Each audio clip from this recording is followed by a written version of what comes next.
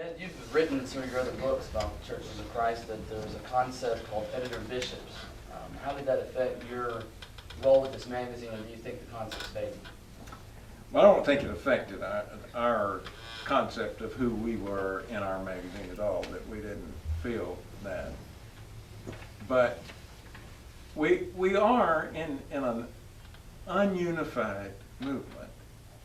We are often held together in quite loose ways by personalities and by preachers who go different places, by institutions like a Florida college.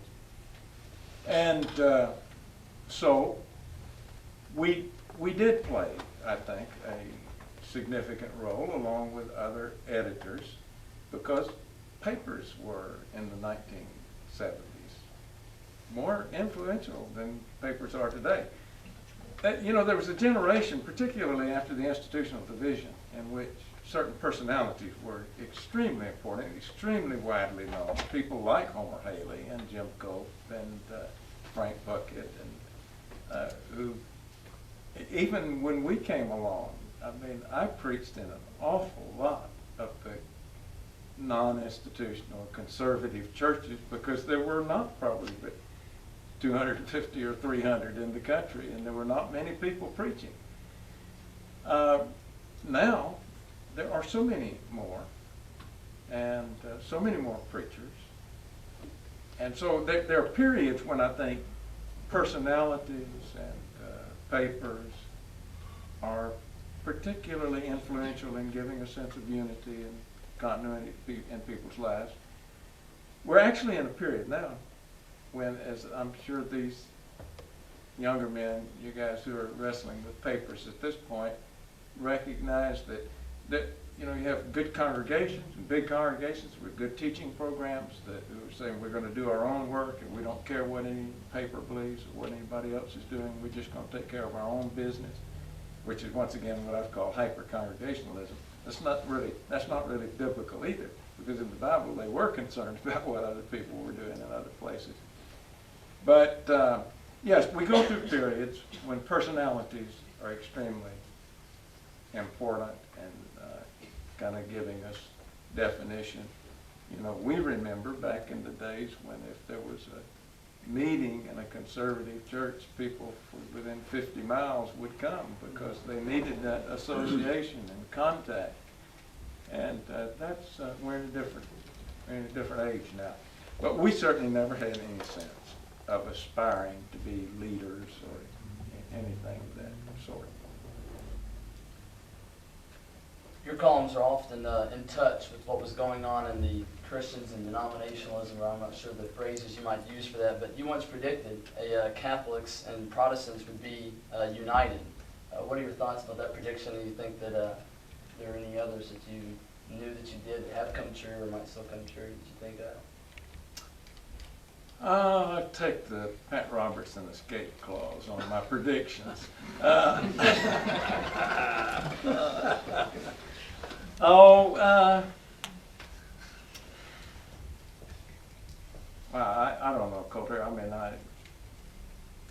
wasn't trying to catch you off guard. I know you didn't catch me off guard. I just, that's one of those 30-minute questions. American evangelicalism is evolving so rapidly today toward a more ecumenical and synergistic position. My prediction of Protestantism and Catholicism uniting may be a bit far-fetched, or take another 100 years or so. But as people lose their distinctiveness of belief, they are drawn to people who have similar kind of mindsets to themselves. Well, as the Roman Catholic Church has come to the right in the last 50 years, and evangelicalism has gone to the left, there are lots of common identities there. If you don't have beliefs that keep you from unifying with other people, then those kinds of unions are entirely plausible. And I like the Pope a lot of the time because of the conservative stances he takes. So if people ever lose their sense of distinctiveness, that I am different because I believe these things about the Scriptures, then like-minded people are driven together. Brother Earnhart. Oh. I want to talk to you a little about your column, Mining the Scriptures. Yeah. The first series you did in that column was on the Sermon on the Mount. How did you come to choose that, or were you happen to be preaching a series on it at the time? Or? No, I had to have something. And that all started some years before, when I picked up a book by Carl F.H. Henry on Christian personal ethics. And he's got a considerable section on the Sermon on the Mount. And he took a view that was a bit different than what I was accustomed to from my young days, when the contrast between the law and the gospel was supposed to be seen in those opposing ideas in the fifth chapter, and it kind of caught me.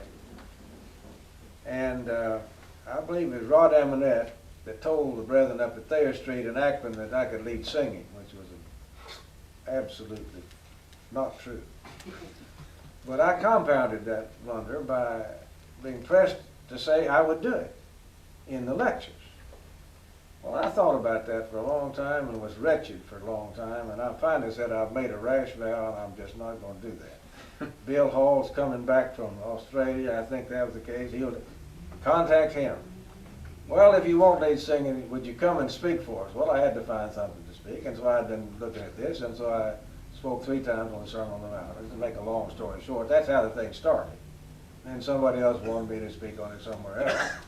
And so I've been thinking about it a good while, and I thought, well, that's the best I can do now. I just started out. I don't know. I didn't know how long it's going to go or what's going to happen to it, but that's how that got done. And then when that was over, what did I do next? I kind of temporized a while by putting in this and that, and I wound up on the parables, I think, the parables of Jesus next. And then I was on Ecclesiastes when the thing shut down. And people have been after me ever since to finish. And I haven't responded too well to that. I haven't done anything about it. Anyway, that's how that... They start giving you some deadlines. Right. Yeah, no, nobody... I had to have deadlines. And they had to have significant consequences.